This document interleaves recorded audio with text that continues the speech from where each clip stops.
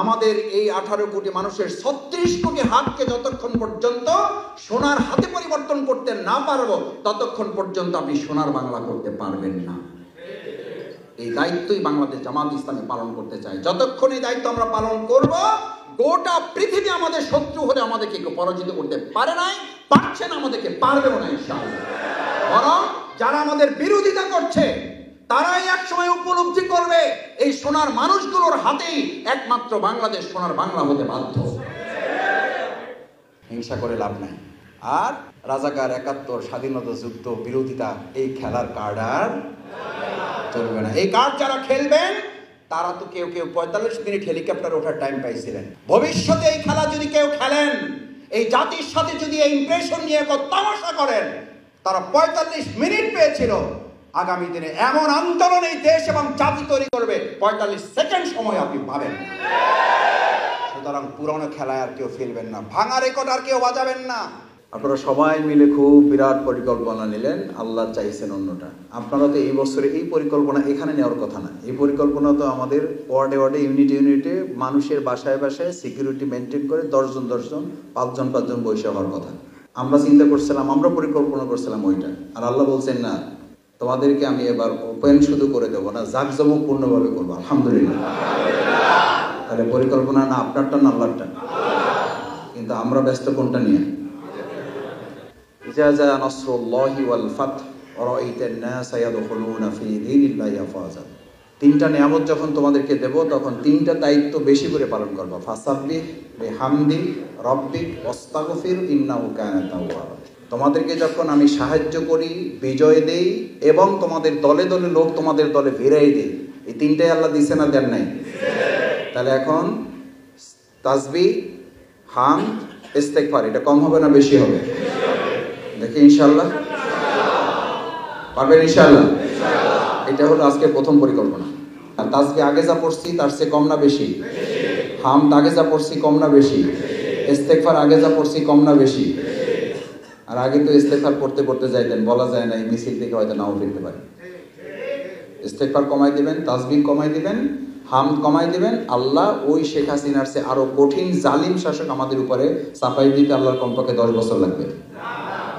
কয়দিন লাগবে? এক জালিম খাইছে আর এক জালিম রেডি আছে। এই কথা শুনলে যদি আমি খেপে যাই, তাহলে দোষটা আমার না, যে বলছে তা। এর আগে আলিমদের বিরোধিতা করে একদল দেশ ছাড়ছে, আর এক দলকে হয়তো পৃথিবী ছাড়তে হবে। কারণ আল্লাহ তাআলা জালিমদের এবং আলিমদের দুটোরই স্থান নির্ধারণ করেছেন। আলিমদের জায়গা নির্ধারণ করেছেন, জালিমদের জায়গা নির্ধারণ করেছেন। আলিমদেরকে হেফাজত করার দায়িত্ব আল্লাহ নিয়েছেন, না জালিমদেরকে শায়েস্তা করার দায়িত্ব আল্লাহ নিয়েছেন। আল্লাহর প্ল্যান হচ্ছে তোমরা আগে জীবন পরিবর্তন করবা, তারপর জমিন পরিবর্তন করবে। এটা কার পরিকল্পনা? আর আপনি পরিকল্পনা করতেছেন আগে জমিন পরিবর্তন হবে, তারপর আমরা পরিবর্তন হব। বাস্তবায়ন হবে কারটা? আল্লাহটা না আপনারটা? আল্লাহটা বাস্তবায়ন হলে আপনি কাপটি মেরে বসে আছেন কেন? আমাদের সেই আসল জীবনের জন্য পরিকল্পনা এটা। 2025 সাল হবে, আমরা জমিন পরিবর্তন করব, কিন্তু আগে আমরা আমাদের জীবনও পরিবর্তন করব ইনশাআল্লাহ। কারণ ইন্নাল্লাহা লা ইউগাইয়িরু মা বিকওমিন, জাতির পরিবর্তন হবে না। আবারও বলছি, সংস্কার করে লাভ হবে না, অর্থনীতি সংস্কার করে লাভ হবে না। এই যে উপদেষ্টারা আফসোস করে বারবার, যেখানে হাত দেই দুর্নীতির মহাসাগরে ভাসছি আমরা। এই দুর্নীতির মহাসাগরে থেকেই জামাত ইসলামী সোনার বাংলা করার জন্য সোনার মানুষ কিছু তৈরি করতে সক্ষম হয়েছে, আলহামদুলিল্লাহ। এই সোনার মানুষটা 1 জন 2 জন দিয়ে হবে না, 5 জন 7 জন দিয়ে হবে না। আমরা আমাদের 18 কোটি মানুষের মধ্যে, আমাদের এই 18 কোটি মানুষের 36 কোটি হাতকে যতক্ষণ পর্যন্ত সোনার হাতে পরিবর্তন করতে না পারবো, ততক্ষণ পর্যন্ত আপনি সোনার বাংলা করতে পারবেন না। এই দায়িত্বই বাংলাদেশ জামাত ইসলামী পালন করতে চায়। যতক্ষণ এই দায়িত্ব আমরা পালন করব, গোটা পৃথিবী আমাদের শত্রু হলে আমাদেরকে কেউ পরাজিত করতে পারে নাই, পারছে না, আমাদেরকে পারবেও না ইনশাআল্লাহ। বরং যারা আমাদের বিরোধিতা করছে তারাই একসময় উপলব্ধি করবে এই সোনার মানুষগুলোর হাতেই একমাত্র বাংলাদেশ সোনার বাংলা হতে বাধ্য। আজকে আমরা বিভিন্ন দলে দেখি তার দল থেকে সমানে বহিষ্কার করা হচ্ছে, আর সেই দলই বলে আমাদের মধ্যে কোনো চাঁদাবাজ নাই, প্রমাণ করতে হবে। আরে ভাই, প্রমাণ তো আপনারাই করেছেন। এই 5 মাসে অন্তত 2000কে আপনারা 2000 কর্মীকে আপনারা নিজেরা বহিষ্কার করেছেন। এটাও মাথায় রাখবেন, শুধু বহিষ্কার করে আপনি চাঁদাবাজি বন্ধ করতে পারবেন না। চাঁদাবাজি বন্ধ করার জন্য আল্লাহর ভয় তার মধ্যে তৈরি করতে হবে। আপনারা আল্লাহর ভয়ের পরিবর্তে আপনারা আপনাদের মধ্যে ভয়ের তৈরি করেন। তারা না আল্লাহকে ভয় করে না আপনাকে ভয় করে। যারা আল্লাহর হক ফাঁকি দেয় তারা আপনার হক ফাঁকি দেবে, এটাই স্বাভাবিক। বাংলাদেশ জামাত ইসলামী এমন একদল মানুষ তৈরি করতে চায়, পরিকল্পনা নিতে চায়, আমরা আল্লাহর হক পালনকারী কিছু মানুষ তৈরি করব, যারা বান্দার হক শুধু আদায় করবে না, হযরত ওমরের মতো করে পিঠে নিয়ে বাড়িতে বাড়িতে পৌঁছে দেবে ইনশাআল্লাহ। আর সেই ওমরদেরকে আবু জেহেলরাও মোকাবেলা করতে পারে নাই, এই জামানার আওয়ামী লোকেরাও মোকাবেলা করতে পারেন নাই। ভবিষ্যতেও যদি কেউ মোকাবেলা করতে চান, তারা আওয়ামী ফ্যাসিস্টের দোষর হিসেবে চিহ্নিত হবে এবং ছাত্র জনতা তাদেরও মোকাবেলা করবে। এটাও পরিকল্পনা।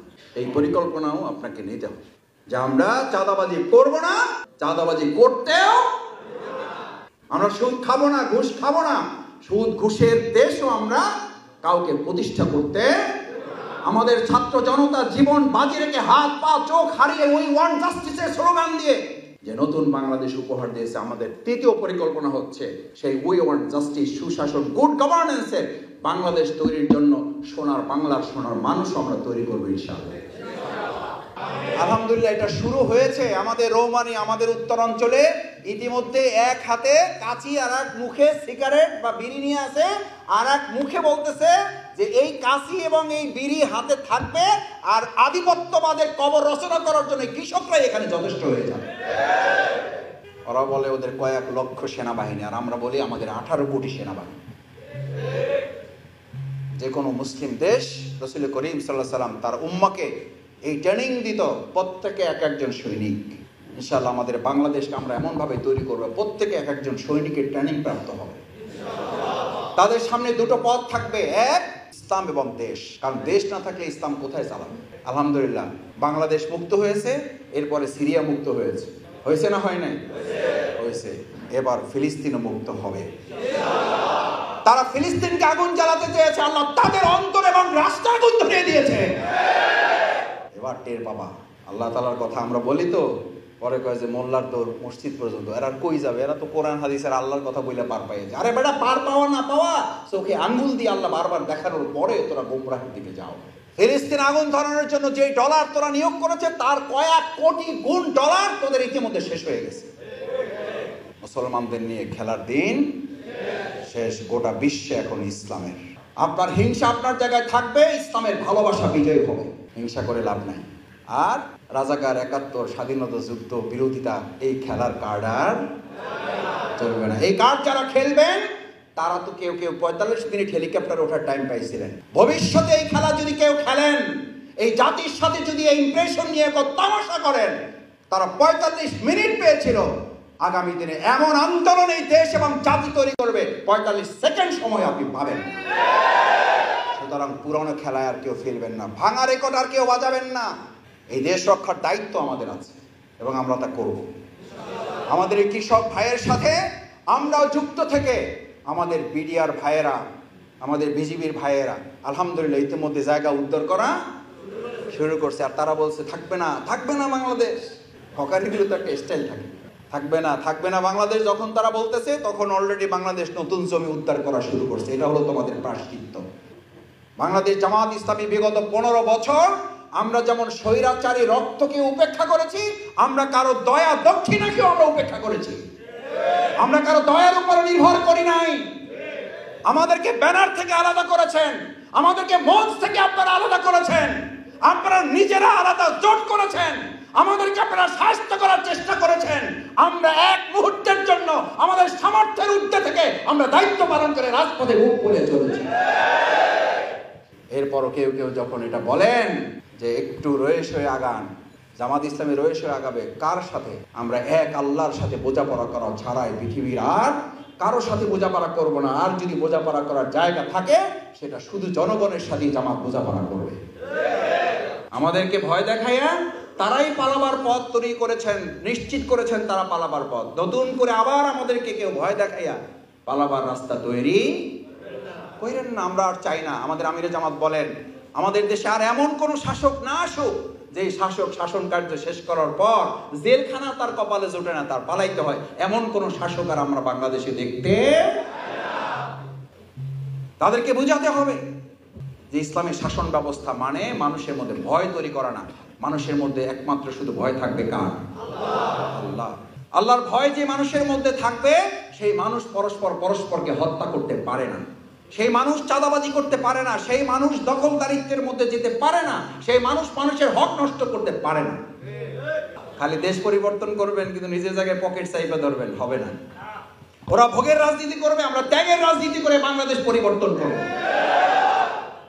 ওরা চাঁদা আদায় করবে আর আমরা গোটা মানুষের পাশে আমাদের পকেটের অর্থ নিয়ে দাঁড়িয়ে এই দেশের চেহারা আমরা পরিবর্তন করব।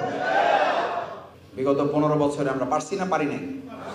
আলহামদুলিল্লাহ, ওরা স্বীকার করছে, আমাদেরকে মারছে, রিমান্ডে নিছে, পানিশমেন্ট দিছে, আমাদের হাত পা চোখ উপরে দিয়েছে, কিন্তু এই কথা স্বীকার করছে এদেরকে মেরে ফেলা যাবে, এদের অর্থনীতির রাস্তা বন্ধ করা।